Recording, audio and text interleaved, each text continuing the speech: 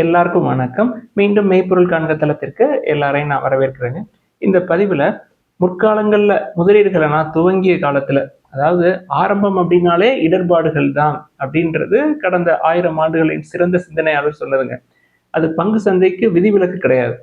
முற்காலங்களில் பங்குச்சந்தை முதலீடுகளில் உள்ள நுழைஞ்சப்ப என்னென்ன மாதிரியான தவறுகள் நம்ம பண்ணியிருக்கோம் அப்படின்றத பற்றி கொஞ்சம் டிஸ்கஸ் பண்ணலாம் அப்படின்னு நினச்சோம். அது சம்மந்தமாக கொஞ்சம் பேசுங்க அப்படின்னு சொல்லி நிறைய நண்பர்கள் எழுதியிருக்கிறாங்க. இதை ஒரு எஜுகேஷன் பர்பஸ்க்காக நான் ஷேர் பண்ணுறேங்க. ஏதாவது சந்தேகங்கள் கேள்விகள் இருந்தால் வழக்கம் போல் எல்லாமே கீழே எழுதுங்க, நம்ம கண்டிப்பாக டிஸ்கஸ் பண்ணுவோம். முதலீடுகள் நான் துவங்கிய காலம் அப்படின்னா கோவிட்க்கு முன்னாடிங்க, 2016-17களில். ஆனால் முதலீடுகள் பற்றி எனக்கு 2012-13 காலகட்டங்கள்லேயே தெரிய ஆரம்பிச்சிருச்சுங்க. நம்ம எம்டெக் படிக்கிறப்ப பிஹெச்டி ஸ்காலர் ஒருத்தர் பிருத்திவி அப்படின்னு சொல்லிட்டு Alagappa Chettiar College of Engineering and Technology காரைக்குடியில் பிஹெச்டி ஸ்காலர் முதலீடுகளில் ஈடுபட்டுக்கிட்டு இருந்தார். ட்ரேடிங் பண்ண மாதிரி எனக்கு ஞாபகங்க. அவர்கிட்ட ஒரு சில சந்தேகங்கள்லாம் கேட்போம். அவர் உங்களுக்கு இன்னும் டைம் இருக்குது, இது சரியான நேரம் கிடையாது அப்படின்னு சொன்னார். அதுக்கப்புறம் நான் வேலையில் ஜாயின் பண்ணதுக்கப்புறம் என்னை தொடர்பு கொண்டார் ட்ரேடிங் விஷயமா. எனக்கு அப்பையும் பெருசாக ஈடுபாடு இல்லை.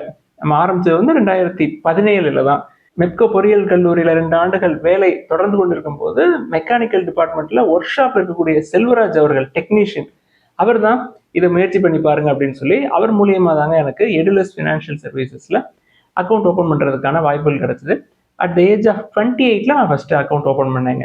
எனக்கு அப்போ என்னோட சேர்ந்து என்னுடைய பிஹெச்டி கைடு ஆர் மகேஸ்வரன் அவர்கள், அவர் அட் த ஏஜ் ஆஃப் 48 அவர் அக்கௌண்ட் ஓப்பன் பண்ணுறாரு. 2 பேருமே ஒன்றா தான் அக்கௌண்ட் ஓப்பன் பண்ணோம். அக்கௌண்ட் ஓப்பன் பண்ண காலத்தில் இன்வெஸ்ட்மெண்ட்னா என்ன, ட்ரேடிங்னா என்ன, எதுவுமே எனக்கு தெரியாது. என்னுடைய கைடு அவர்கள் தான் நீங்கள் இன்வெஸ்ட் பண்ண போகிறீங்களா, ட்ரேட் பண்ண போகிறீங்களா அப்படின்னு சொல்லி திரும்ப திரும்ப தெளிவாக கேட்பார். உண்மையை சொல்லணும் அப்படின்னா அதற்கு முழுமையான அர்த்தமே அன்றைய காலகட்டங்களில் எனக்கு தெரியாது. என்ன மட்டும் உறுதியாக தெரியும் அப்படின்னா, ஒரு ஷேரை நம்ம கன்சிடர் பண்ணுறோம் அப்படின்னா அது மேலே போகுது அப்படின்னா நம்ம கொடுத்துட்டோம் அப்படின்னா அது நமக்கு லாபம். நஷ்டம் அப்படின்றது எப்போ அப்படின்னா கீழே வர்றப்ப நம்ம கொடுத்தாதான் நஷ்டம் அப்படின்றத மட்டும்தான் நான் நம்பினேன். வேல்யூவேஷன்ஸு அது ஒரு பிஸ்னஸ் மாதிரி, பிஸ்னஸில் பார்ட்னர்ஷிப் எடுக்கிற மாதிரி க்ரோத் இருக்கும். கம்பெனி க்ரோ ஆகிறப்ப ஷேர் ப்ரைஸ் க்ரோ ஆகும். அந்த மாதிரி எந்த நாலேஜும் எனக்கு கிடையாது. அப்போதைக்கு நான் பார்த்த மெட்ரிக்ஸ் என்ன அப்படின்னா 52 வீக் லோ தான். இப்போ எடுத்துக்காட்டுக்கு முதல்ல நான் இன்வெஸ்ட் பண்ண ஸ்டாக் எது அப்படின்னா ஆந்திரா பேங்க் தாங்க. அந்த ஆந்திரா பேங்க் நம்ம கன்சிடர் பண்ணுறப்பயே எதை வச்சு பார்த்தோம் அப்படின்னா அதில் 52 week high, 52 week low. Last 1 இயரில் அதிகபட்சமாக எவ்வளோ அந்த ஸ்டாக் ப்ரைஸ் இருந்திருக்கு, குறைஞ்சபட்சம் எவ்வளவு அப்படின்னு சொல்லிட்டு அன்னைக்கு ஆந்திரா பேங்க் 52 வீக் லோவில் இருக்கிறத வச்சு நம்ம ஆந்திரா பேங்கை கன்சிடர் பண்ணணும். மிஸ்டேக் நம்பர் 1 என்ன அப்படின்னா 52 வீக் லோவை வச்சு எந்த ஸ்டாக்கையுமே கன்சிடர் பண்ணக்கூடாது. அது வேல்யூவேஷன் மெட்ரிக்ஸ் கிடையாது, அது எந்த மெட்ரிக்ஸுமே கிடையாது. இப்போ ஆந்திரா பேங்கை எடுத்துக்கிட்டோம்னாலும் நான் 60 அந்த ரேஞ்சில் கன்சிடர் பண்ணேன். அது 10 rupees, 8 rupees, 11 rupees வரைக்கும் வந்தது. அதில் எனக்கு எந்த கெயினுமே இல்லை. அது டீலிஸ்ட் பண்ணிட்டாங்க. ஆந்திரா பேங்கை யூனியன் பேங்க் ஆஃப் இந்தியாவோட மெர்ஜ் பண்ணாங்க. Then Union Bank of India share எனக்கு கிடச்சிது. தென் மெர்ஜ்டு என்டிட்டி ரொம்ப ஸ்ட்ரகிள் ஆகி கொஞ்சம் கொஞ்சமாக க்ரோ ஆகி மேலே வந்தாங்க. ஒரு 2-3 ஆண்டுகள் காத்திருந்து யூனியன் பேங்க் கொஞ்சம் மேலே போன உடனே கொடுத்துட்டோங்க. ஸோ 52 வீக் லோ பார்த்து இன்வெஸ்ட் பண்ணுறது அப்படின்றது ஒரு மிஸ்டேக் தான். அது ஒரு மெட்ரிக்ஸ் கிடையாது அப்படின்றது எனக்கு அதுக்கப்புறம் தான் புரிஞ்சுது. நீண்ட நாட்களுக்கு அப்புறம் தான் அது புரிஞ்சுது. தென் மிஸ்டேக் நம்பர் 2 அப்படின்னா செக்டார். எந்தெந்த செக்டாரில் நம்ம பார்க்கலாம், செக்டார் பற்றி எனக்கு எந்த ஐடியாவுமே கிடையாது. இது எல்லாமே கோவிட்க்கு முன்னாடி 2016-17களில் பெரும்பாலும் அன்னைக்கு நான் கன்சிடர் பண்ணது எல்லாமே பேங்கிங் செக்டார் ஸ்டாக்ஸ், குறிப்பாக public sector banks, then textile stocks.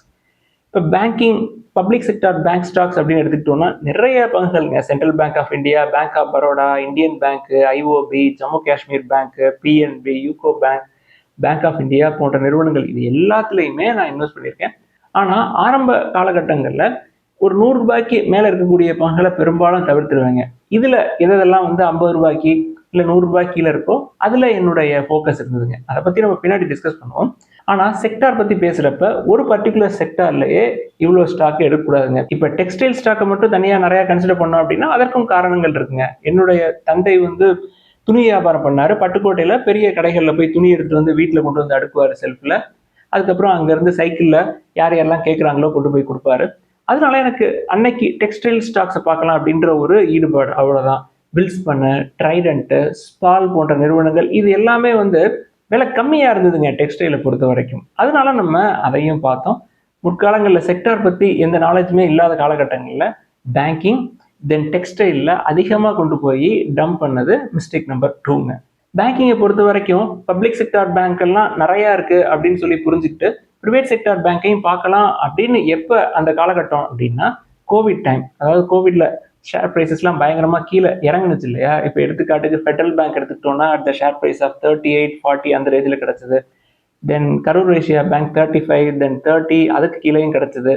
தென் south Indian bank, then IDFC first bank, city union bank, அதெல்லாம் வந்து முதலீடுகளை துவங்கி ஒரு 2 ஆண்டுகள் 3 ஆண்டுகளுக்கு அப்புறம் கோவிட் டைமில் இதெல்லாம் பார்த்தோம். அதுக்கப்புறம் இப்போ சுச்சுவேஷன் எப்படின்றது தெரியும். பெரும்பாலும் நம்ம பப்ளிக் செக்டார் பேங்கை பார்க்கறது இல்லை. ஈவன் 100 ரூபாய்க்கு கீழே இருக்கே அப்படின்னு சொல்லி எஸ் பேங்கையும் பார்த்த வழக்கம்லாம் இருக்குங்க. கர்நாடகா பேங்கையும் நம்ம பார்த்துருக்கோம். 35 ரூபாய், 40 ரூபாய், 70 ரூபாய்க்குள்ள 70 ரூபாயில நீண்ட நாட்கள் சுத்திக்கிட்டு இருந்ததுங்க. தென் மிஸ்டேக் நம்பர் 3 என்ன அப்படின்னா ஷேர் பிரைஸ் கம்மியா இருக்கக்கூடிய அளவுல தேடுறதுங்க. அதாவது இப்ப முதலீடுகளை தொடங்கி ஒரு 6 மாசம் இல்ல ஒரு 8 மாசம் ஆனதுக்கு அப்புறம் எடுலஸ் ஃபினான்ஷியல் சர்வீசஸ்ல அவங்க ரிசர்ச் ரெக்கமெண்டேஷன்ஸ்லாம் கொடுத்துருப்பாங்க. Short term, mid term, long term அப்படின்னு சொல்லி. அதுல நிறைய ஸ்டாக்ஸ் எல்லாம் இருக்கும்.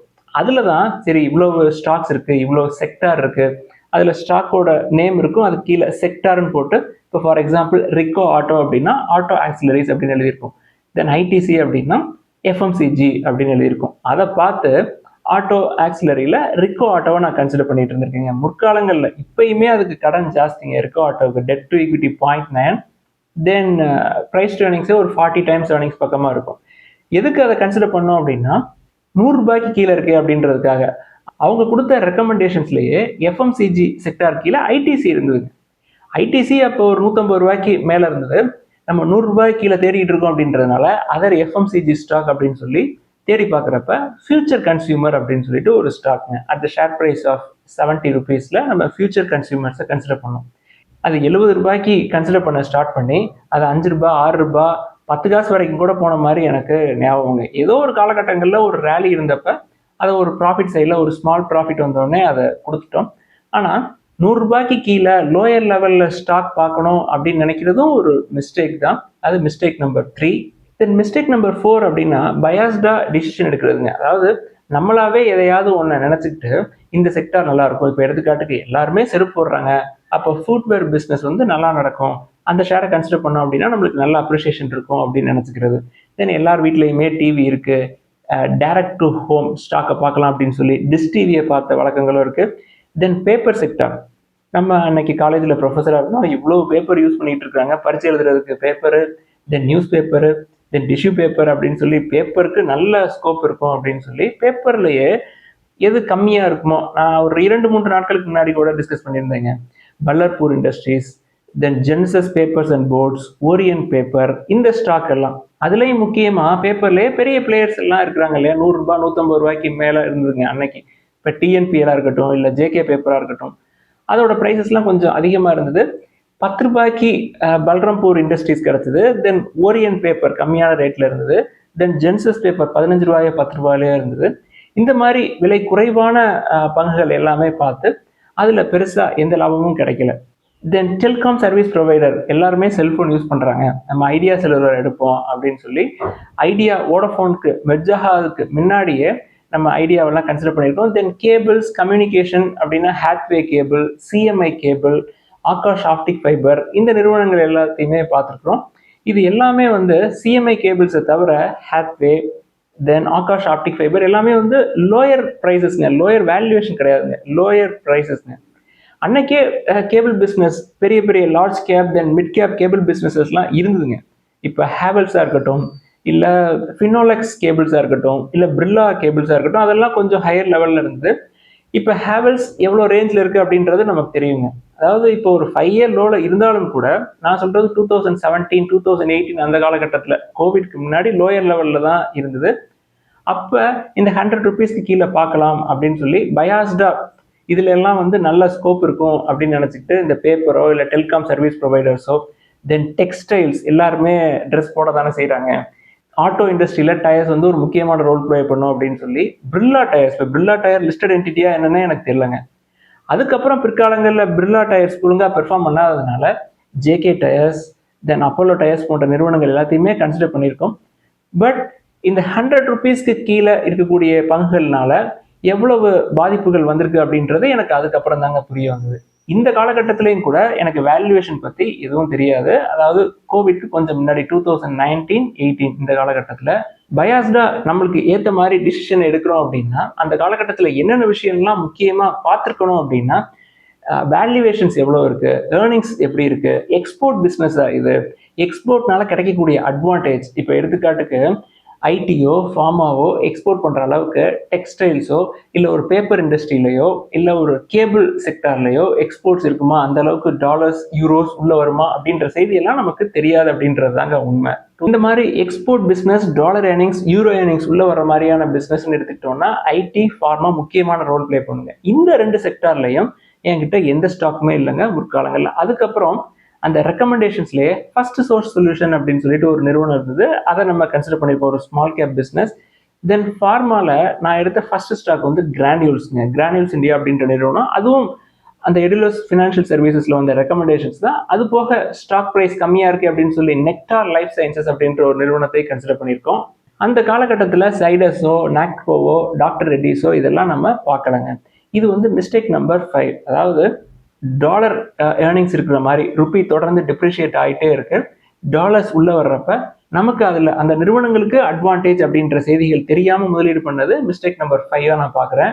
ஈவன் ஐடி பிஸ்னஸே எடுத்துக்கிட்டனாலும் ஃபர்ஸ்ட் சோர்ஸ் சொல்யூஷன் வந்து ஒரு ஸ்மால் கேப் பிஸ்னஸ்ங்க, less then 10,000 crore market cap company. அந்த காலகட்டத்தில் டிசிஎஸ்ஓ இல்லை இன்ஃபோசிஸோ, ஹெச்சிஎலோ, டெக் மஹேந்திராவோ இல்லை விப்ரோவோ எல்லாமே வந்து ஒரு 200 to 600 இந்த ரேஞ்சில் தாங்க இருந்திருக்கும். அதை பார்க்காம ஒரு small gap business first source solution அந்த பிஸ்னஸ் எடுத்திருந்தோம். நம்ம அந்த பிஸ்னஸே 150 அந்த ரேஞ்சில் இருந்து ஒரு 89, 70 அந்த ரேஞ்சுக்கெல்லாம் வந்துச்சுங்க. அதுக்கப்புறம் மறுபடியும் 400 வரைக்கும் ரேலி ஆச்சு. அந்த ரேலியை நம்ம மிஸ் பண்ணிட்டோம். என்ன காரணம் அப்படின்றத நம்ம பின்னாடி பார்ப்போங்க. தென் மிஸ்டேக் நம்பர் 6 அப்படின்னா பேஷன்ஸ் அண்ட் ஃபியர். அதாவது பொறுமை இல்லாமல் இருக்கிறது, பயம் அதிகமாக இருக்கிறது. இது ரெண்டும் வந்து எதற்கு வழிவகுக்கும் அப்படின்றத பார்ப்போங்க. இப்போ எடுத்துக்காட்டுக்கு ஃபர்ஸ்ட் சோர்ஸ் சொல்யூஷன் சொன்னோம் இல்லையா, நம்ம 150, 135 அந்த ரேஞ்சில் என்ட்ரி கொடுத்தோம். கொஞ்சம் கொஞ்சமாக அக்யூமுலேட் பண்ணோம். கிட்டத்தட்ட 2-3 ஆண்டுகள் அதை அக்யூமுலேட் பண்ணி 1000+ நம்பர்ஸில் அந்த ஸ்டாக்கை ஹோல்ட் பண்ணோம். 79, 80s அந்த ரேஞ்ச் வரைக்கும் கீழே இறங்கி வந்துருச்சுங்க. ஆல்மோஸ்ட் 45% பக்கமாக கீழே இறங்கி வந்துருச்சு. தொடர்ந்து அதை ஹோல்ட் பண்ணிக்கிட்டே இருந்தோம். அதுக்கப்புறம் அது மேலே போக ஆரம்பிச்சிருங்க. 2-3 ஆண்டுகளாக அதில் எதுவுமே கிடைக்கல அப்படின்னு சொல்லி பொறுமை இழந்து அது மேலே போக ஆரம்பிக்கக்கூடிய சமயத்தில் அச்சோ நம்ம போட்ட பணத்தையாவது திருப்பி எடுத்துருமே அப்படின்னு சொல்லி கொஞ்சமாக மேலே ஏற ஆரம்பிச்சதுக்கு அப்புறமே நான் அதை கொடுத்துட்டேங்க. அதாவது ஒரு ஸ்டாக்கை கன்சிடர் பண்ணி அது 40%, 50% கீழே இறங்கி வர்றப்போ கூட எனக்கு பயம் எதுவும் வரலைங்க. எப்படியாவது அதை வந்து நம்ம ப்ராஃபிட் சைடு போகிறப்ப கொடுத்துடலாம் அப்படின்ற நம்பிக்கை இருந்தது. ஆனால் என்ன புரிதல் இல்லை அப்படின்னா, நம்ம எவ்வளோ நாள் வெயிட் பண்ணோமோ அவ்வளோ நாள் நான் மறுபடியும் ஹோல்ட் பண்ணியிருந்தேன் அப்படின்னாலே நான் இன்வெஸ்ட் பண்ணதில் ஒரு 2 times 3 times எனக்கு ப்ராஃபிட் கிடச்சிருக்குங்க. ஆனால் ஜஸ்ட் ஒரு 5%, 10% மேலே ஏறினதுக்கப்புறம் நம்ம போட்ட காசை எடுத்துகிட்டு ஓடிடலாம், வேறு ஸ்டாக்கை பார்த்து நம்ம ஓடிடலாம் அப்படின்னு சொல்லி ஃபர்ஸ்ட் சோர்ஸ் சொல்யூஷனை கொடுத்தது எனக்கு ஒரு 200-300% ரேலியை மிஸ் பண்ண வேண்டிய ஒரு சுச்சுவேஷன் இருந்ததுங்க. அந்த காலகட்டம் அப்படின்றது எனக்கு பீட்டர் லிஞ்ச் அவர்களையோ, மோர்கன் ஹவுசல் அவர்களையோ, இல்லை பெஞ்சமின் கிரஹாம் அவர்களையோ யாரையுமே எனக்கு தெரியாதுங்க. பீட்டர் லிஞ்ச் அவரோட புக்கில் எழுதியிருப்பாரு, நீங்கள் வந்து தொடர்ந்து இன்வெஸ்ட் பண்ணிக்கிட்டே இருக்கிறீங்க அப்படின்னா 2 ஆண்டுகள், 3 ஆண்டுகள், 4 ஆண்டுகள் கூட எந்த ரேலியுமே இல்லாமல் இருக்கும். 4 ஆண்டுகளில் எந்த ரேலியுமே இல்லாமல் வெறும் 40-50 நாளில் 3 மடங்கு 4 மடங்கு ரேலி ஆகக்கூடிய சூழல்லாம் இருக்கும். நீங்கள் எவ்வளோதான் சிறந்த முதலீட்டாளராக எவ்வளோதான் பணத்தை உள்ளதுக்கி போட்டாலும் அந்த 40 நாட்கள் நீங்கள் தொடர்ந்து ஹோல்ட் பண்ணலை, அதற்கு உங்களுக்கு பொறுமை இல்லை அப்படின்னா உங்களுக்கு கிடைக்க வேண்டிய லாபம் கிடைக்காம போயிடும் அப்படின்னு எழுதியிருப்பார் பீட்டர் லிஞ்ச் அவர்கள் அவருடைய லேர்ன் டு ஏர்ன் புத்தகத்தில். இதெல்லாம் அப்போ நம்மளுக்கு தெரியாதுங்க. இதே சினாரியோவில் அந்த காலகட்டங்களில் நல்ல ப்ராஃபிட் கிடைக்க வேண்டிய ஒரு சில பங்குகளில் ப்ராஃபிட் எதுவுமே கிடைக்காம போயிருக்குங்க. IRFC, BHEL, Bharat electronics, federal bank, Indian bank, Karur Vysya bank, இதில் எல்லாத்துலேயுமே இதே மாதிரியான சினாரியோ இருந்திருக்குங்க. ஸோ மிஸ்டேக் நம்பர் 6 அப்படின்றது பொறுமை இல்லாமல் இருக்கிறது. அதாவது பொறுமைங்கிறது ஸ்டாக் ப்ரைஸ் கீழே இறக்கி வர்றப்ப இருக்குங்க, மேலே ஏறுறப்ப பொறுமை இல்லை. மேலே ஏறுறப்ப இந்த பொறுமை கீழே இறங்கி வர்றப்ப இருக்கக்கூடிய பொறுமை மேலே ஏறுறப்ப அது பயமாக மாறிடுதுங்க. ஸோ ரெண்டுமே, பொறுமையும் அதிகமாக வேணும், பயமும் இருக்கக்கூடாது, கான்ஃபிடென்ஸ் வேணுங்க. சரி, ஒரு ஸ்டாக்கை கான்ஃபிடென்ட்டாக நம்ம வந்து ஹோல்ட் பண்ணணும் அப்படின்னா என்ன விஷயம் நம்மளுக்கு தெரிஞ்சிருக்கணும்? கம்பெனியோட ஃபினான்ஷியல் பெர்ஃபார்மன்ஸ் நம்மளுக்கு தெரிஞ்சிருக்கணுங்க. அதாவது ஃபினான்ஷியல் பெர்ஃபார்மன்ஸ்க்கு ஏற்ற மாதிரி தான் ஷேர் ப்ரைஸ் ரியலி ஆகும் அப்படின்றது நமக்கு புரிஞ்சிருக்கணும். ஸோ மிஸ்டேக் நம்பர் 7 என்ன அப்படின்னா, ஃபினான்ஷியல் ரிசல்ட்ஸ் எனக்கு அப்போ பார்க்க தெரியாது. ஒரு வருஷத்துக்கு 4 குவார்ட்டர் இருக்கு, 4 குவார்ட்டருக்கு Q1, Q2, Q3, Q4 அப்படின்னு சொல்லி ஃபினான்ஷியல் ரிசல்ட்ஸ் வந்து அனௌன்ஸ் பண்ணுவாங்க. இந்த ரிசல்ட்ஸை பொறுத்து தான் வேல்யூவேஷன்ஸ், தென் நல்ல வேல்யூவேஷன்ஸில் இருக்கக்கூடிய ஸ்டாக்ஸ் வந்து நல்ல ஃபினான்ஷியல் பெர்ஃபார்மன்ஸ் காட்டுறப்ப அதுக்கு ஈக்குவலண்ட்டாக ரேலி ஆகும் அப்படின்ற சங்கதிகள் எனக்கு தெரியாதுங்க. ஸோ மிஸ்டேக் நம்பர் 7 இதுதான். நல்ல ரிசல்ட்ஸ் காட்டுவாங்க அப்படின்ற நம்பிக்கை நமக்கு இருந்தால் தான் தொடர்ந்து அதை ஹோல்ட் பண்ணுவோம். இப்போ எடுத்துக்காட்டுக்கு சொல்கிறேனே, இப்போ சவுத் இந்தியன் பேங்க் எடுத்துக்கோமே, நம்ம வந்து கன்சிடர் பண்ண ரேஞ்ச் வந்து 20 to 23 அந்த ரேஞ்சில்ங்க. நம்ம முற்காலங்களில் 5, 6, 10 கன்சிடர் பண்ணியிருக்கோம். கன்சிடர் பண்ணிட்டு ஒரு 19, 20 வந்தப்போ கொடுத்துட்டோம். மறுபடியும் இப்பயுமே நல்ல வேல்யூவேஷனில் தான் இருக்குது சவுத் இந்தியன் பேங்க் அப்படின்றத புரிஞ்சுக்கிட்டு 21, 22 மறுபடியும் கன்சிடர் பண்ணால் அதுக்கப்புறம் நான் கன்சிடர் பண்ணலைங்க. இப்போ பயங்கரமாக ரேலி ஆகி மேலே வந்துருச்சு. சரி, இப்போ என்ன பண்ணுறது? ஆல்மோஸ்ட் 100% பக்கமாக மேலே ஏறிடுச்சு. இப்போ இது இன்னும் மேலே போகுமா இல்லை தொடர்ந்து கீழே வருமா அப்படின்றத எப்படி நம்ம புரிஞ்சுக்கிறது? இப்போ அடுத்து Q1 ஃபினான்ஷியல் இயர் 27 ரிசல்ட்ஸ் வரப்போகுதுங்க. இப்போ Q1 ஃபினான்ஷியல் இயர் 26ஓட ரிசல்ட்ஸை கம்பேர் பண்ணுறப்ப Q1 ஃபினான்ஷியல் இயர் 27ல் கம்பெனி ப்ராஃபிட்ஸ் கொஞ்சம் அதிகமாக காட்டுறதுக்கு வாய்ப்பு இருக்கிறது தெளிவாகவே தெரியுதுங்க நீங்கள் பெர்ஃபார்மன்ஸ் எடுத்து பார்க்குறப்ப. இப்போ Q4 ஃபினான்ஷியல் இயர் 26ல் நல்ல நம்பர்ஸ் காட்டிட்டுறாங்க. அதை கம்பேர் பண்ணுறப்ப Q1 ஃபினான்ஷியல் இயர் 26ல் அவங்களுடைய ப்ராஃபிட்டபிலிட்டி கொஞ்சம் கம்மியாக தான் இருக்குது. ஸோ குவார்டர் ஆன் குவார்டர் பேசிஸில் இல்லாட்டி Q4 ஃபினான்ஷியல் இயர் 26ல் காட்டின ரிசல்ட்ஸ் அப்படியே காட்டினா கூட இயர் ஆன் இயர் பேசிஸில் நல்ல நம்பர்ஸ் காட்டிடுவாங்க. அது போக இன்ட்ரெஸ்ட் ரேட்ஸ், வட்டி விகிதங்களில் எந்த மாற்றமும் இல்லை. அதனால அவங்களுக்கு நெட் இன்ட்ரெஸ்ட் இன்கமும் கூடுறதுக்கான வாய்ப்புகள் இருக்குது. அதனால சவுத் இந்தியன் பேங்கை பொறுத்த வரைக்கும் இயர் ஆன் இயர் பேசிஸில் Q1 ஃபினான்ஷியல் இயர் 26 கம்பேர் பண்ணுறப்ப 27ல் நல்லா இருக்கும் பெர்ஃபார்மன்ஸ் அப்படின்றது என்னுடைய புரிதலுங்க. அதனால நான் தொடர்ந்து கான்ஃபிடென்ட்டாக சவுத் இந்தியன் பேங்கை ஹோல்ட் பண்ணுறேன். என்ன நடக்குது அப்படின்றத நம்ம பொறுத்திருந்து பார்ப்போம். இந்த புரிதல், அதாவது இந்த ஃபினான்ஷியல் ரிசல்ட்ஸை வச்சுக்கிட்டு நம்ம ஹோல்ட் பண்ணலாமா இல்லை ப்ராஃபிட் போர்ஷனை மட்டும் வச்சுக்கிட்டு போட்ட பணத்தை எடுத்துக்கலாமா அப்படின்ற முடிவுகள் எடுக்க தெரியாத காலங்க அது. தென் மிஸ்டேக் நம்பர் 8 என்ன அப்படின்னா ப்ராஃபிட் புக்கிங். ப்ராஃபிட் புக்கிங் பண்ணவே கூடாது அப்படின்னு இல்லைங்க, எப்படி பண்ணணும் அப்படின்றது தெரியாத ஒரு காலகட்டங்க. அதாவது முற்காலங்களில் நான் எடுலஸ் ப்ரோக்கரேஜ் ஆப்பை ஓப்பன் பண்ணி பழைய ஃபைல்ஸ் எல்லாம் தூசி தட்டி இன்னைக்கு என்னுடைய ஃபோனில் அந்த ஆப்பை இன்ஸ்டால் பண்ணி என்னென்ன ஸ்டாக்ஸை எப்பப்போ வாங்கியிருக்கோம், எப்பப்போ கொடுத்துருக்கோம், எவ்வளோ நாள் ஹோல்ட் பண்ணியிருக்கோம், இது எல்லாத்தையுமே ஒரு 2-3 நாளாக அலசி ஆராய்ஞ்சு பார்க்குறேங்க. பெரும்பாலும் ஒரு 6 மாதத்துலேருந்து 8 மாதம் தாங்க அதிகபட்சமாக ஒரு ஸ்டாக்கை நான் ஹோல்ட் பண்ணி வச்சுட்டு இருந்திருக்கேன். மினிமம் 1 வீக்கு, 10 days, 15 daysல எல்லாம் கூட கொடுத்துருக்கேன். வெறும் 5%, 10% ப்ராஃபிட்டில்.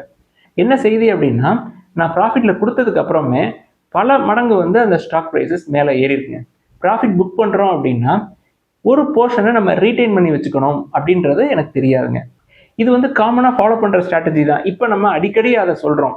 ஆனால் அந்த காலகட்டங்களில் நல்ல நிறுவனங்கள், இப்போ எடுத்துக்காட்டுக்கு ஒரு சில நிறுவனங்கள் லோயர் லெவலில் கன்சிடர் பண்ண நிறுவனங்கள், கரூர் வைஸ்யா பேங்காக இருக்கட்டும் இல்லை ஃபெடரல் பேங்காக இருக்கட்டும், எல்லாமே 2 digitலங்க, லெஸ் தென் 50 rupees. இன்னைக்கு அதனுடைய ஷேர் ப்ரைஸ் எல்லாமே என்னன்னு தெரியும். நம்ம இப்போ திருப்பி சொல்லுவோம், என்ன சொல்கிறோம், அட்லீஸ்ட் 1 business சைக்கிளாக ஹோல்ட் பண்ணோம் அப்படின்னு சொல்கிறோம். இதுக்கு தாங்க திருப்பி சொல்கிறோம். ஒரு 10 years நீங்கள் ஹோல்ட் பண்ணுறீங்க அப்படின்னா எவ்வளோ டைம்ஸ் அது மேலேறி வந்திருக்கும் அப்படின்றத பாருங்க. ஃபெடரல் பேங்கை நானே அட் ஷேர் ப்ரைஸ் ஆஃப் 36ல கன்சிடர் பண்ணியிருக்கேங்க. என்ன அதில் ஏமாற்றம் அளிக்கக்கூடிய செய்தி அப்படின்னா 35, 36ல கன்சிடர் பண்ணி அப்படியே டபுள் 70, 72ல கொடுத்துட்டேன். அது கன்சிடர் பண்ணது வந்து ஒரு 500, 750 அந்த குவான்டிட்டியில் கன்சிடர் பண்ணி வச்சுருந்துருக்கேங்க. என்ன பண்ணியிருக்கலாம் அப்படின்னா ப்ராஃபிட் போர்ஷனை மட்டும் ரீட்டைன் பண்ணிட்டு நம்ம போட்ட பணத்தை எடுத்து வேற எதுலையாவது இன்வெஸ்ட் பண்ணியிருக்கலாம். அப்படி பண்ணியிருந்தோம்னா நம்மளுக்கு தொடர்ந்து ஹோல்ட் பண்ணுறப்ப அதனுடைய அப்ரிசியேஷன் எப்படி இருக்கும் அப்படின்றது நம்மளுக்கு புரிஞ்சிருக்கும். அது புரியறதுக்கு அதுக்கப்புறம் எனக்கு ஒரு 3-4 ஆண்டுகள் ஆச்சுங்க.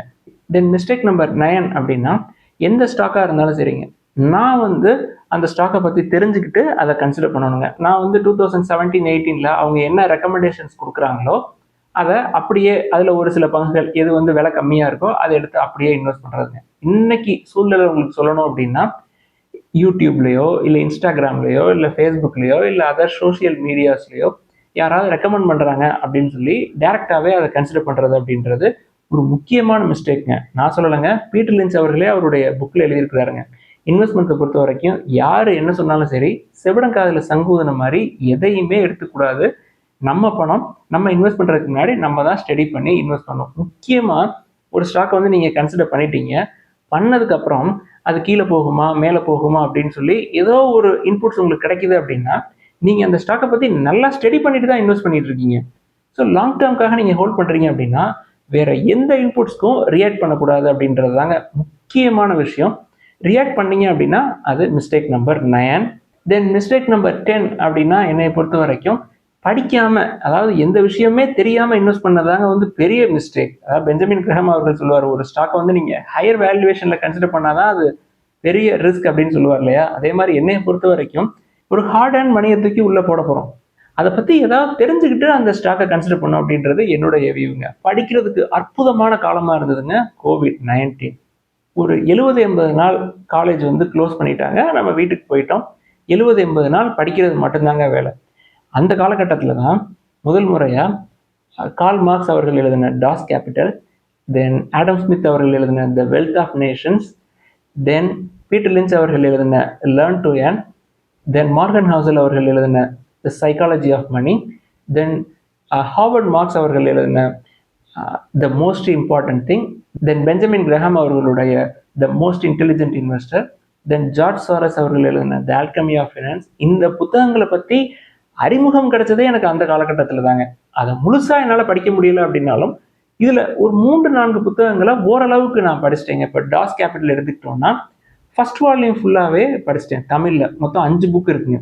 ஃபர்ஸ்ட் புக் ஃபுல்லாத்தையுமே படிச்சிட்டேன். தென் ஆடம் ஸ்மித் அவர்களுடைய வெல்த் ஆஃப் நேஷன்ஸ், அதில் ஒரு சில பகுதிகள், then learn to earn, Morgan Housel அவர்கள் எழுதின இந்த சைக்காலஜி ஆஃப் மணி, அதெல்லாமே முழுமையாக படிக்கிறதுக்கு எனக்கு காலம் கிடைச்சதுங்க. அதை தொடர்ந்து எனக்கு காலம் கிடைக்கிறப்ப, அதாவது கோவிட் டைமில் காலேஜஸ்க்கு ஸ்டூடெண்ட்ஸ் வரல அப்படின்னாலும் ஆன்லைன் கிளாஸஸ் இருந்தது இல்லையா, அந்த காலகட்டத்தில் நிறையா படிக்கிறதுக்கு வாய்ப்புகள் கிடைச்சது. அப்போ தான் ஜார்ஜ் சாரஸ் அவர்கள் எழுதினது, ஹார்வர்ட் மார்க்ஸ் அவர்கள் எழுதின எல்லாத்தையுமே படிக்கிறதுக்கு அற்புதமான காலமாக இருந்துச்சுங்க.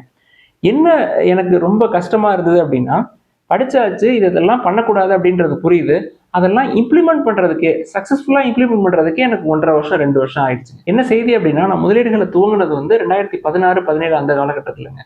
ஆனால் 2020 தான் இது சம்பந்தமான புத்தகங்கள் எல்லாமே படிக்கக்கூடியதுக்கு எனக்கு ஒரு வாய்ப்பு கிடைச்சது. அதை நான் பயன்படுத்திக்கோங்க. இதுல எல்லா புக்கையும் படிக்கல அப்படின்னாலும் அட்லீஸ்ட் பீட்டர் லிஞ்ச் அவர்கள் எழுதின லேர்ன் டு ஏர்ன் கண்டிப்பா படிக்கணும். த சைக்காலஜி ஆஃப் மணி தமிழ்லயே இருக்குங்க, அதையும் படிக்கலாம். தென் மிஸ்டேக் நம்பர் 11 எதை பார்க்குறேன்னா, இன்வெஸ்ட்மெண்ட்ஸ் பற்றி எனக்கு அட் த ஏஜ் ஆஃப் 22-23 தெரிஞ்சாலும் கூட நான் ஸ்டார்ட் பண்ணது வந்து அட் த ஏஜ் ஆஃப் 28ங்க. இது வந்து ஒரு பெரிய மிஸ்டேக் தான். நான் இப்போ என்ன சொல்லிட்டு இருக்கேன், அட் த ஏஜ் ஆஃப் 18லயே ஸ்டார்ட் பண்ணணும் அப்படின்னு சொல்லிட்டு இருக்கேங்க. நான் வந்து கல்லூரியிலிருந்து வெளில வர்றதுக்கு ஒரு 2-3 ஆண்டுகளுக்கு முன்னாடி ஃபைனல் இயர் மாணவர்கள்ட்டையே நீங்கள் கண்டிப்பாக இன்வெஸ்ட் பண்ணணும் அப்படின்னு சொல்லி கிளாஸ்லேயே பல தடவை கிளாஸ் எடுக்கிறதுக்கு நம்ம ஒரு 50 நிமிஷம் கிளாஸ் நம்மளுக்கு கொடுக்குறாங்க அப்படின்னா அதில் ஒரு 10 to 15 மினிட்ஸ் பெரும்பாலும் இன்வெஸ்ட்மெண்ட்ஸ் பற்றி தாங்க பேசுவோம். என்ன எனக்கு வருத்தம் அளிக்கக்கூடிய செய்தி அப்படின்னா, கல்லூரியில் சேர்ந்த காலகட்டத்தில் 2015, 16, 17களில் இருந்த மாணவர்களுக்கு இது சம்மந்தமாக எந்த இன்புட்ஸுமே நான் கொடுக்கல. அதுக்கப்புறம் 18, 19, 24 வரைக்குமே ஈவன் ஃபர்ஸ்ட் இயர் ஸ்டூடெண்ட்ஸ் கூட ஸ்ட்ரெஸ் பண்ணி நம்ம கண்டிப்பாக இன்வெஸ்ட் பண்ணோம், ஏன் இன்வெஸ்ட் பண்ணோம் அப்படின்ற செய்திகளை தொடர்ந்து சொல்லிக்கிட்டே தாங்க இருந்தோம். இன்வெஸ்ட் ஏர்லி அப்படின்றது ரொம்ப ரொம்ப முக்கியங்க. நீங்கள் வந்து அட் த ஏஜ் ஆஃப் 35ல நீங்கள் இன்வெஸ்ட்மெண்ட்ஸ் ஸ்டார்ட் பண்ணுறீங்க அப்படின்னா 18ல ஸ்டார்ட் பண்ணுறதுக்கும் 35ல ஸ்டார்ட் பண்ணுறதுக்கும் என்ன வித்தியாசம் அப்படின்றத புரிஞ்சுக்குங்க. அட் த ஏஜ் ஆஃப் 18ல பெர் மந்த்துக்கு 500 நீங்கள் இன்வெஸ்ட் பண்ணுறீங்க அப்படின்னா, அதுவும் அட் த ஏஜ் ஆஃப் 35ல 5000 இன்வெஸ்ட் பண்ணுறீங்க அப்படின்னா ரெண்டும் ஒன்று தாங்க. ஸோ ஸ்டார்ட் ஏர்லி அப்படின்றது இவ்வளோ டிஃப்ரென்ஸ் இருக்குங்க. 10 டைம்ஸ் நீங்கள் அதிகமாக அமௌண்ட் வந்து ஸ்பெண்ட் பண்ண வேண்டியிருக்கும், போய் சேர்ற இடம் ஒன்றா இருக்கணும் அப்படின்ற பட்சத்தில். ஸோ ஸ்டார்ட் ஏர்லி அப்படின்றது ரொம்ப ரொம்ப முக்கியம். எப்படி நம்ம வந்து 18 வயசுல இன்வெஸ்ட்மெண்ட்ஸை ஸ்டார்ட் பண்ணுறது அப்படின்ற கேள்விகள் தான் எல்லாருக்குமே வருதுங்க. இப்போ 18 வயசுல ஒரு 10,000 ரூபா பணத்தை கொடுக்குறீங்க அப்படின்னா அந்த பையனுக்கு போய் அந்த 10,000 ரூபா செலவு பண்ண தெரியுது அப்படின்னா ஏன் இன்வெஸ்ட் பண்ண கற்றுக்கூடாது அப்படின்றதாங்க என்னுடைய கேள்வி. 18 வயசு அதுக்கு மேலே இருக்கக்கூடியவர்கள் புகைப்பிடிக்கிறது இல்லையா, இல்லை மது அருந்துறது இல்லையா, இதனால அவங்களுக்கு உடல் நலத்துக்கு தீங்கு ஏற்படும் அப்படின்றது அவங்களுக்கு கண்டிப்பா தெரியுங்க. அந்த மாதிரி சூழல்ல பங்குச்சந்தையில முதலீடுகள் அப்படின்றத பத்தி ஏன் அவங்க தெரிஞ்சுக்கிறது இல்லை அப்படின்றதான் என்னுடைய கேள்வி. நான் வெளியில என்ன நடக்குது அப்படின்றத பத்தி விட்டுருவோங்க.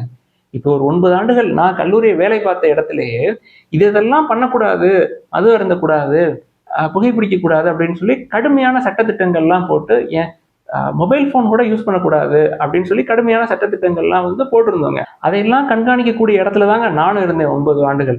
ஆனா என்ன பண்ணிருக்கலாம் அப்படின்னா, 18 வயசுல அவன் காலேஜுக்கு வர்றப்பயே முதலீடுகளை பத்தியும் அவங்க சொல்லலாம் அப்படின்றதாங்க என்னுடைய குறிக்கோள். என்னென்ன பண்ணக்கூடாது அப்படின்றத சொல்றப்ப இதெல்லாம் பண்ண வேண்டிய விஷயம், இதையும் நீங்க பண்ணணும் அப்படின்றத சொல்ல தவறுறாங்களோ அப்படின்றதுதான் என்னுடைய கருத்தா இருக்கு. நான் உங்களுக்கு ஒரு நண்பர் சொன்ன எடுத்துக்காட்டையே சொல்கிறேங்க. நான் வந்து அட் ஏஜ் ஆஃப் 28ல் நான் வந்து இன்வெஸ்ட்மெண்ட்ஸ்குள்ளே என்ட்ரி கொடுக்குறேன் அப்படின்னா, என்னுடைய நண்பருங்க மெக்கானிக்கல் துறையிலேயே வேலை பார்த்து கொண்டிருந்த நாகராஜன் அப்படின்னு சொல்லிட்டு அவர் அட் ஏஜ் ஆஃப் 35ல இன்வெஸ்ட்மெண்ட்ஸை ஸ்டார்ட் பண்ணுறாரு. ஸ்டார்ட் பண்ணுறப்ப இந்த மாதிரி ஃபண்டமெண்டல்ஸ் எல்லாத்தையுமே அவர் சொல்லிட்டு இருக்கேன். ஒவ்வொரு ஸ்டாக்கையும் அவர் என்ன பண்ணுறாரு, ஒரு 10 ஆண்டுகளுக்கு முன்னாடி அவர் வந்து வேலைக்கு சேர்ந்து 10 வருஷம் ஆயிடுச்சுங்க. அட் ஏஜ் ஆஃப் 35 அவர் 25, 26ல உள்ள வந்திருக்கிறாரு. ஒரு 10 ஆண்டுகளில் ஒவ்வொரு ஸ்டாக்கும் எவ்வளோ தூரம் ரேலி ஆகிட்டு இருந்திருக்கு அப்படின்றத பார்க்குறாரு. இன்வெஸ்ட் பண்ணுறதுக்கு முன்னாடி ஒரு ஸ்டடி பண்ணுறாரு. அட் ஏஜ் ஆஃப் 35ல ஒரு மெச்சூரிட்டி வந்திருக்கும். நம்ம அமௌண்ட்டை உள்ள தூக்கி போடுறோம் அப்படின்னா கொஞ்சம் ஸ்டடி பண்ணணும் அப்படின்ற ஒரு மெச்சூரிட்டி எல்லாமே வந்துருச்சு அவருக்கு. ஸ்டடி பண்ணுறாரு. பண்ணிட்டு அவர் சொல்கிறாரு, சார் இந்த ராயல் என்ஃபீல்டு பைக்கை நான் ரொம்ப விருப்பப்பட்டு வாங்கினேன். இதை வாங்கினதுக்கு நான் ஸ்டாக்கே வாங்கியிருக்கலாம் போல அப்படின்னு சொல்லி ரொம்ப ஃபீல் பண்ணி சொல்றாருங்க. இது வந்து யானை கட்டி தீனி போடுற மாதிரி இருக்கு அப்படின்னு சொல்லிட்டு அவர் சொன்னதோட மட்டும் இல்லாமல் அவர்கிட்ட இன்னொரு பைக் இருக்குங்க.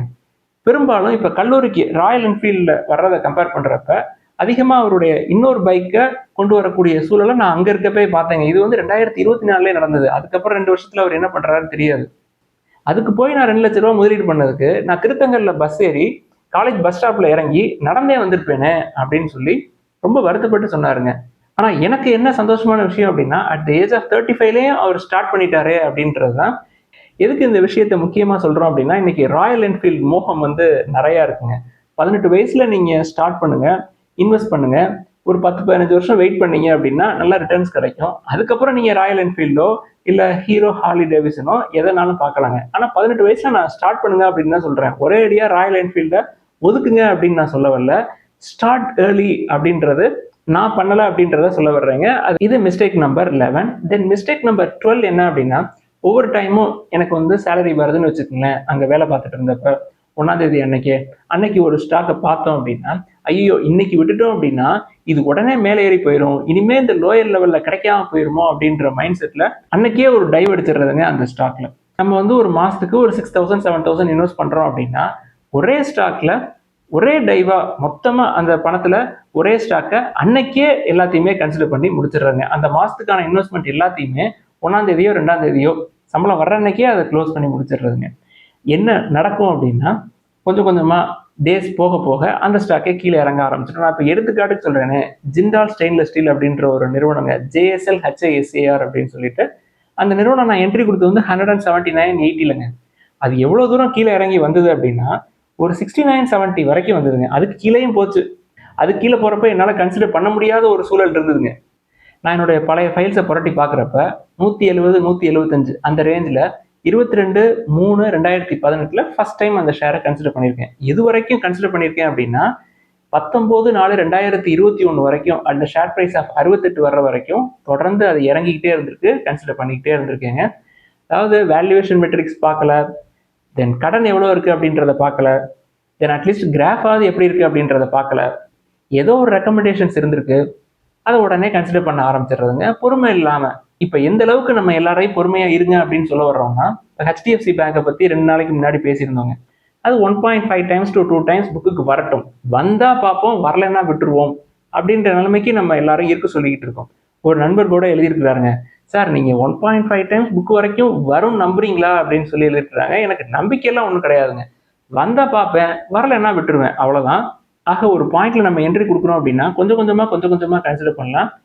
அதனுடைய பெர்ஃபார்மன்ஸ், தென் அன்னைக்கு மார்க்கெட் சுச்சுவேஷன் எப்படி இருக்கு அதெல்லாம் பொறுத்து இது அட்லீஸ்ட் கீழே வருமா மேலே போகுமா, பொறுமையா இருந்தால் இன்னும் லோயர் லெவல்ல பிடிக்கலாமா அப்படின்ற ஐடியா எதுவுமே இல்லாமல் பணம் கையில் வந்தோடனே உடனே டைவ் அடிச்சு மொத்தமாக இனிமே நம்மளுக்கு கிடைக்காம போயிடும், இனிமே உடனே மேலே போயிடும் அப்படின்னு நினச்சிக்கிட்டு ஒரு ஸ்டாக்கை கன்சிடர் பண்ணுறதுங்க. இது மிஸ்டேக் நம்பர் 12. தென் மிஸ்டேக் நம்பர் 13 என்னன்னா ஹோல்டிங் டைம். ஒரு ஸ்டாக்கை நம்ம கன்சிடர் பண்ணிட்டோம், எவ்வளோ காலம் அதை ஹோல்ட் பண்ணணும் அப்படின்றதுங்க. நம்ம இப்போ என்ன சொல்கிறோம், அட்லீஸ்ட் 1 பிஸ்னஸ் சைக்கிளாவது நம்ம ஹோல்ட் பண்ணணும் அப்படின்னு சொல்கிறோம் இல்லையா. ஆனால் நிறைய பங்குகள் நான் ஏற்கனவே சொன்ன மாதிரி மேக்ஸிமம் 6 months 8 months தாங்க இருக்குது, அதுக்கு மேலேயே இல்லை. இப்போ GMDC அப்படின்ற நிறுவனங்க அட் ஷேர் ப்ரைஸ் ஆஃப் 65 69ல் கன்சிடர் பண்ணியிருந்தோம். ஒரு மாதம் கூட வெயிட் பண்ண முடியாமல் கொஞ்சம் மேலே ஏறினோடனே கொடுத்துட்டோங்க. ஆனால் கொடுத்ததுக்கப்புறம் ஒரு 3-4 மாதங்களில் அங்கேருந்து 140 160 அந்த ரேஞ்சுக்கு போயிடுச்சு. அதே மாதிரி தாங்க கிட்டெக்ஸ் கார்மெண்ட்ஸ். தீபாவளிக்கு முன்னாடி அந்த ஷேரை கன்சிடர் பண்ணியிருந்தோம். என்ன நம்பிக்கை, தீபாவளி வருது, அடுத்து கிறிஸ்மஸ் வருது, தென் நியூ இயர் வருது, தென் பொங்கல் வருது.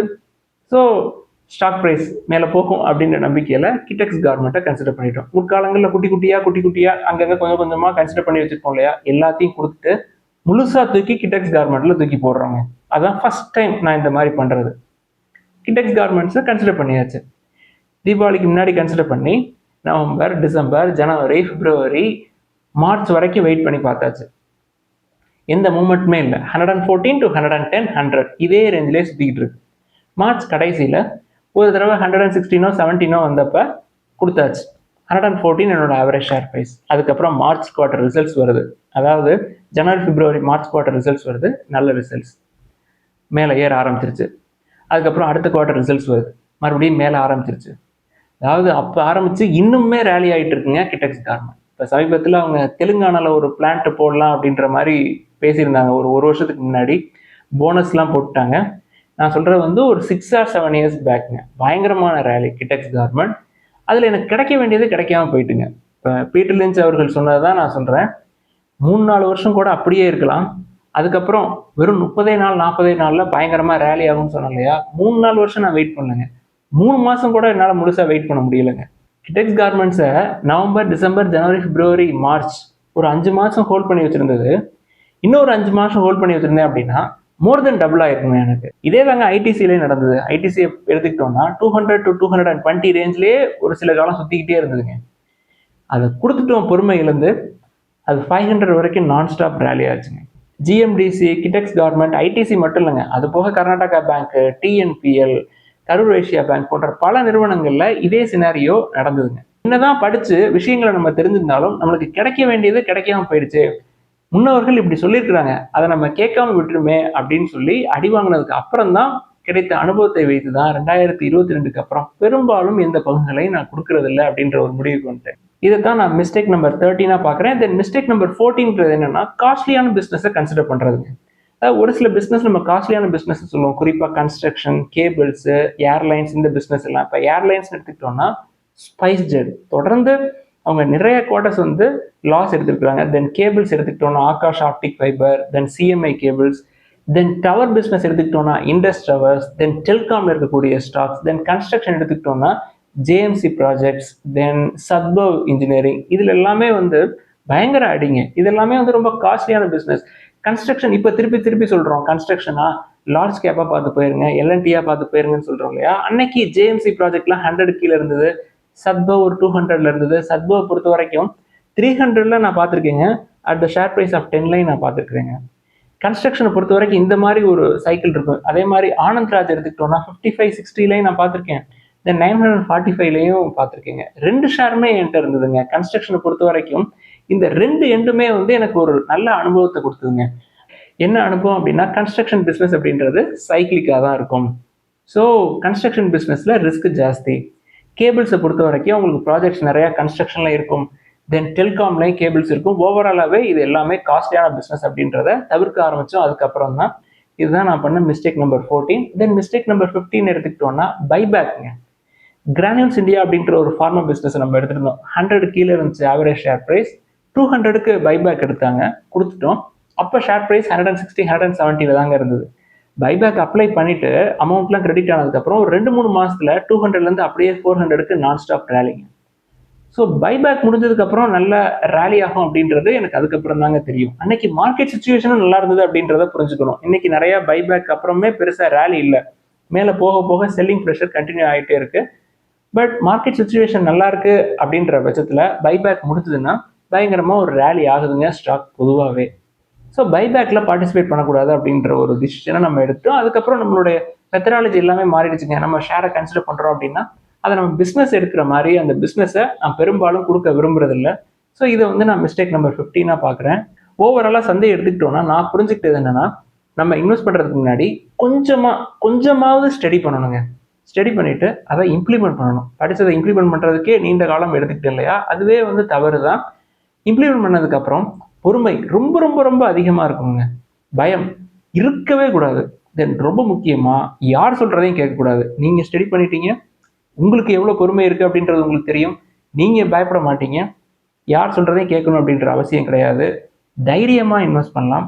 ஏன்னா நல்ல வேல்யூவேஷனில் தான் நீங்கள் ஒரு ஸ்டாக்கை பிக் பண்ணுறீங்க. நல்ல வேல்யூவேஷனில் பிக் பண்ணிட்டீங்க, பொறுமையாக இருக்கிறீங்க, பயம் இல்லை அப்படின்னா இதில் நஷ்டம் அப்படின்றத நீங்கள் பெரும்பாலும் பார்க்க முடியாதுங்க, நீங்கள் ஷேர்ஸை கொடுக்காத வரைக்கும். இந்த பதிவில் இதெல்லாம் தான் டிஸ்கஸ் பண்ணணும்னு நினச்சோம். நிறைய தவறுகள் இருக்குங்க. அதில் ஒரு சில விஷயங்களை எடுத்து இன்னைக்கு சொல்லியிருக்கோம். நான் ஞாபகம் வர்றப்ப மற்ற விஷயங்களை எழுதி வைக்கிறேன். நம்ம வரக்கூடிய நாட்களில் மறுபடியுமே இதை பற்றி நிறையா டிஸ்கஸ் பண்ணுவோம். சந்தேகங்கள், கேள்விகளை தயவு செய்து கீழே எழுதுங்க. என்ன தோணுதோ அதை எழுதுங்க. கண்டிப்பாக நம்ம டிஸ்கஸ் பண்ணுவோம். எல்லாருக்கும் நன்றி.